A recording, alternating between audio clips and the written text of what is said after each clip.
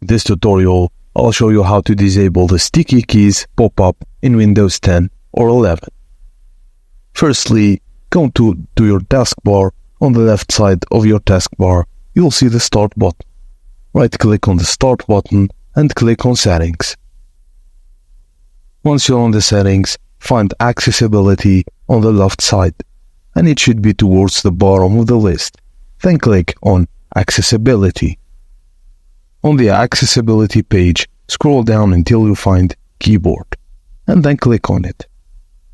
At the top of the Keyboard Settings page, you'll see the Sticky Keys option. Click on the little arrow to the right of Sticky Keys.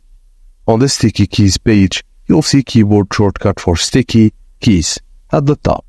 Turn off this option by toggling the switch to the left. And that's it, guys. Thank you for watching, and please don't forget to like and subscribe for more.